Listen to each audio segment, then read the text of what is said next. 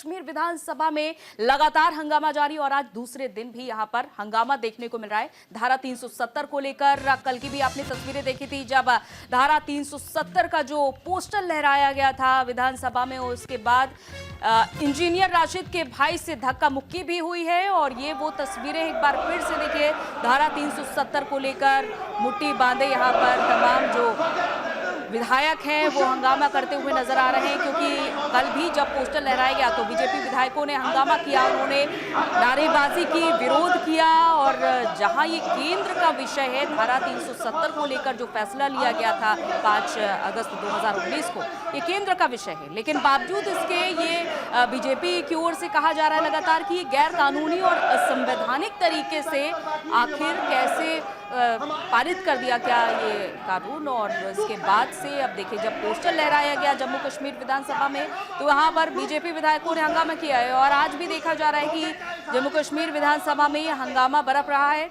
हाथ में पर्चे लहराते हुए ये तमाम विधायक नजर आ रहे हैं और धक्का मुक्की भी की जा रही है। लेकिन सवाल बार बार यही उठ रहा है कि इस तरह की नौबत आई थी, कल विधायकों को मार्शल आउट भी करना पड़ा था।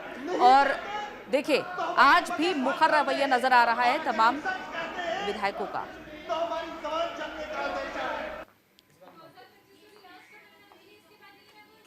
तो तस्वीरें हम आपको लगातार दिखा रहे हैं जम्मू कश्मीर विधानसभा से, जहां हंगामा देखने को मिल रहा है। और देखिए किस तरह से धक्का मुक्की भी हुई है, क्योंकि जब से सरकार बनी थी 370 को लेकर के रुख साफ साफ नजर आ रहा था उमर अब्दुल्ला का।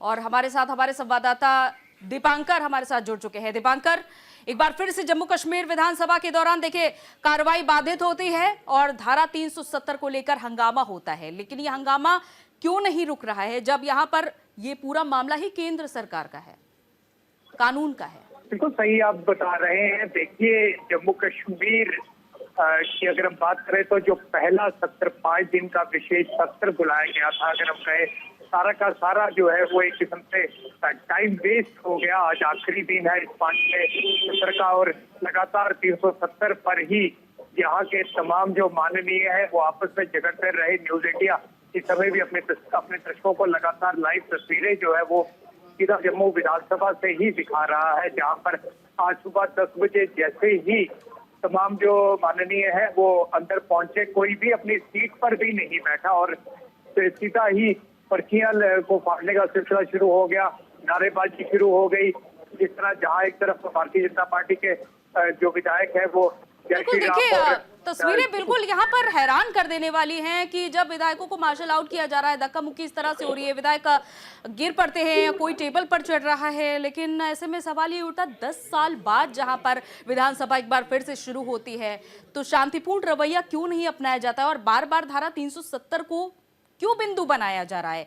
क्योंकि देखा जा रहा है कि अलायंस जो है नेशनल कॉन्फ्रेंस और कांग्रेस का, एक तरफ कांग्रेस का रवैया तो अलग है धारा 370 को लेकर, लेकिन दूसरी तरफ जो उमर अब्दुल्ला है वो 370 को लेकर अडिग हैं। तो दोनों के जो रवैये हैं वो भी धारा 370 को लेकर अलग है।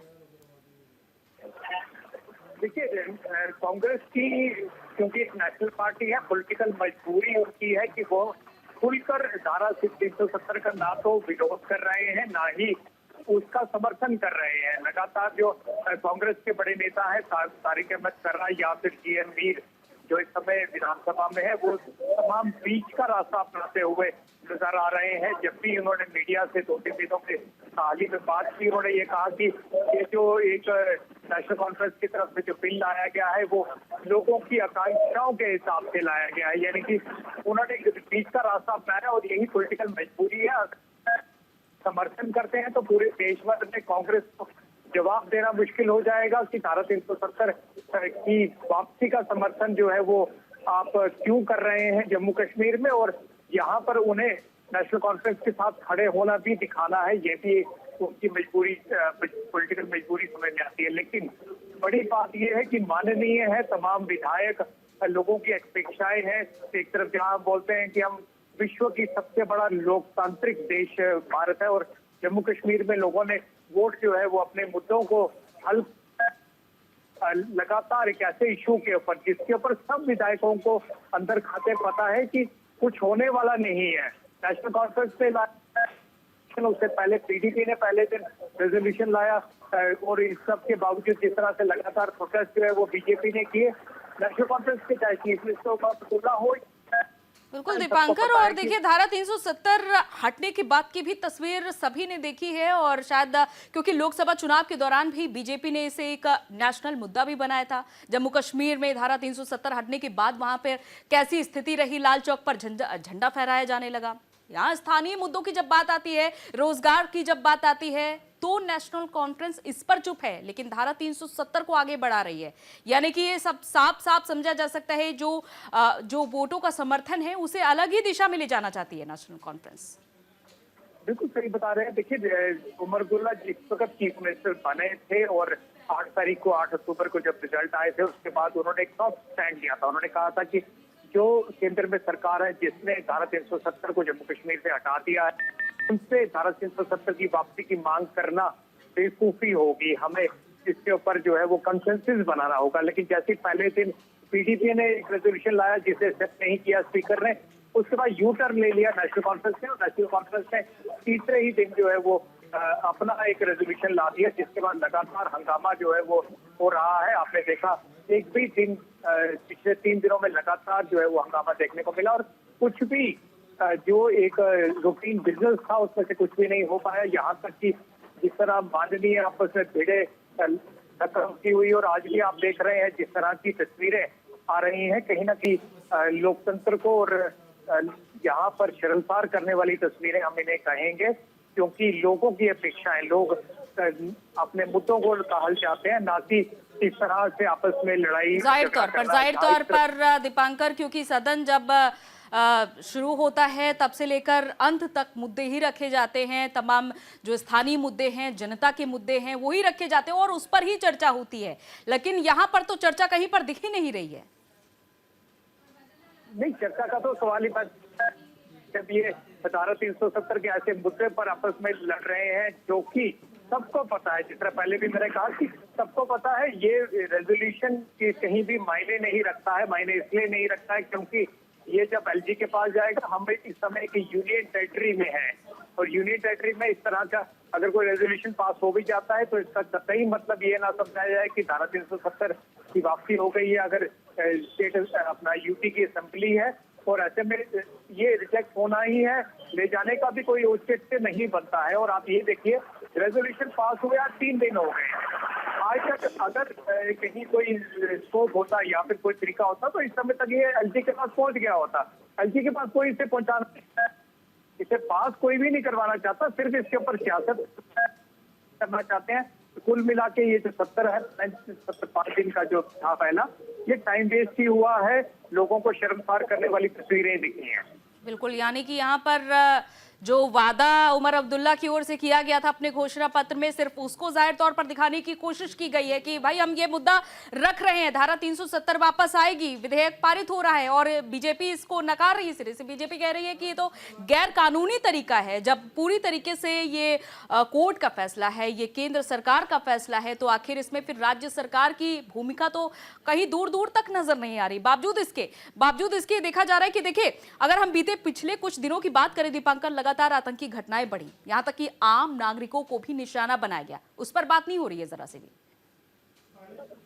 या बिल्कुल, इस समय तमाम जो हमारे सदस्य हैं वो आपस में लड़ रहे हैं, लेकिन दूसरी तरह कल 2 बीडीसी सदस्यों को किश्तवाड़ में कायर आतंकियों ने निर्मम हत्या उनकी कर दी। बिल्कुल, और दीपांकर हम आपसे लगातार बातचीत करेंगे और एक बार फिर से आपको दिखाते हैं कि किस तरह से विधानसभा की कार्रवाई बाधित हो रही है। सुनिए कि जब आप इस असेंबली में दाखिल हुए तो इस असेंबली की हालत बहुत खराब थी। आप ये सोच रहे थे क्या ये असेंबली काम भी करेगी कि नहीं करेगी। अब मैं सोच रहा था कि इस हाउस के अंदर ये झाड़, ये झंडे, ये लकड़ी का काम, ये लाइट, ये पानी का काम तो कर दिया आपने, लेकिन जिस पर्पस के लिए असेंबली बनी है, जिस मकसद के लिए ये असेंबली बनी है, क्या वो मकसद ये असेंबली कर पाए? जो आवाज जम्मू कश्मीर के लोगों ने यहाँ से भेजनी है, क्या वो आवाज हम जम्मू कश्मीर के इस आवाज से उस आवाज तक पहुंचा सकेंगे कि नहीं पहुंचा सकेंगे? लेकिन जब इस तरह का हाउस कोई आवाज आगे पहुंचाता है तो उसका एक आईनी तरीका भी है, उसका एक इखलाकी तरीका भी है। हमने जो अपने रेजोल्यूशन में जुबान इस्तेमाल की है जिसमें सवाल उठ रहे हैं, वो जुबान इखलाकी दायरे के अंदर रहकर एक ऐसी जुबान का इंतखाब किया है जो एक लंबी पुरअमन बाइखलाफ जद्दोजहद का आगाज है। ऑनरेबल स्पीकर साहब, तो देखिए, दो तस्वीरें हम आपको दिखा रहे हैं जहां सदन के अंदर धक्का मुक्की हुई है और कल भी सदन में किस तरह से हंगामा हुआ था वो आप दूसरी तस्वीर में देख पा रहे हैं। धक्का मुक्की हो रही है, आज भी ऐसा ही कुछ देखने को मिला। जाहिर तौर पर देखिए 10 साल बाद ये मौका मिला कि मुद्दे उठाए जाएंगे सदन में, चाहे वो अभी तक कहा जाता रहा हो कांग्रेस की तरफ से कि हम रोजगार का मुद्दा उठाएंगे, हम आतंकवाद पर बोलेंगे, लेकिन यहाँ पर तो कोई जिक्र नहीं हो रहा है। सिर्फ और सिर्फ आप देख पा रहे हैं सीधे तौर पर जम्मू कश्मीर विधानसभा में एक दूसरे को धक्का मुक्की दी जा रही है। और दीपांकर का एक बार फिर से रुख कर लेते हैं। दीपांकर, देखिए ये दो तस्वीरें हमने आपको दिखाई और जाहिर तौर पर दर्शक भी इस बात को समझ पा रहे हैं, जम्मू कश्मीर की आवाम भी इस बात को समझ पा रही है कि उनके मुद्दे तो कहीं गायब हो चुके हैं पूरी तरीके से। सिर्फ एक ही आवाज यहाँ पर गूंज रही है और धक्का मुक्की की तस्वीरें सिर्फ दिखाई दे रही है। जी हाँ, बिल्कुल, ये तस्वीरें लाइव दिखा रहे हैं न्यूज 18 अपने तमाम दर्शकों को। और इससे पहले आपने जिस तरह से सवाल किया था, मैं आपको बताता चलूं कि बड़ी ही निर्मम हत्या 2 बीडीसी सदस्यों की कल देर रात किश्तवाड़ में कर दी गई है आतंकियों द्वारा, और वहां पर मैसिव सर्च ऑपरेशन चल रहा है। दूसरी तरफ 2 आतंकियों को मार गिराया है सोपुर में आज सुबह। अभी वो खबर जो है वो कंफर्म हुई है और इस सब के ऊपर कोई बात जो है वो वहां पर नहीं हो रही है असेंबली के अंदर। हमने ये उम्मीद की थी कि जब असेंबली आज बैठेगी तो कम से कम किश्तवाड़ में जिस तरह निर्दोष की हत्या हुई है उसको कंडेम जो है वो जरूर हमारे माननीय करेंगे और उसके बाद वो जो करना। बिल्कुल, लेकिन दीपांकर एक बात देखिए, यहाँ पर पॉइंट करने की यहाँ पर जरूरत ये है कि कहीं ऐसा तो नहीं कि स्थानीय मुद्दे पर बात ना हो, आतंकवाद पर सवाल ना हो मौजूदा सरकार से, और इसीलिए ये सारी चीजें डाइवर्ट करने की कोशिश की गई इस रेजोल्यूशन के जरिए। जी हाँ, बिल्कुल, यही आरोप जो है वो भारतीय जनता पार्टी के तमाम जो नेता हैं, विधायक हैं, वो लगातार सरकार पर लगा रहे हैं कि जब सरकार को ये पता था कि 370 का रेजोल्यूशन लाने से कोई हल होने वाला ही नहीं है, कोई मुद्दा जो है वो आगे नहीं बढ़ने वाला है, क्योंकि ये इसका कोई औचित्य ही नहीं बनता है। यूनियन टेरिटरी में इस तरह का प्रावधान लाने से कोई फायदा नहीं होने वाला है। इसके बावजूद जो लोगों के मुद्दे हैं, जो आतंकवाद पर बात होनी चाहिए, जिस तरह से आपने देखा 2 बड़े इंसिडेंट हुए, गुलमर्ग में सेना के काफिले पर हमला हुआ और जिस तरह से गगनगीर जडमोर टनल में 7 जो हमारे काम करने वाले थे उनकी निर्मम हत्या हुई, उसके ऊपर कोई बात नहीं हुई, उनके ऊपर कोई मौन नहीं रखा गया। आजकल किश्तवाड़ में जो 2 बीडीसी सदस्य मारे गए उनके ऊपर कोई मौन नहीं रखा गया। लेकिन ये केवल अपनी पॉलिटिक्स को चमकाने के लिए या फिर हम कहें कि अपना नैरेटिव सेट करने के लिए, अपनी बात जो है वो इस तरह से रखने के लिए कि लोगों को ये लगे कि नेशनल कॉन्फ्रेंस जो है वो लोगों की आवाज उठा रही है, इस तरह से नेशनल कॉन्फ्रेंस इसे आगे रख रही है। वहीं अब आपको ये भी बताते चले कि तमाम जो लोग हैं जम्मू कश्मीर में जिनसे हमारी बात कल परसों हुई है, लोग समझते हैं, लोगों का ये कहना है कि खुद उमर अब्दुल्ला ने कुछ दिन पहले कहा था कि इसे लाने का कोई फायदा नहीं है, तो फिर आज लाकर क्या दिखाना चाहते हैं।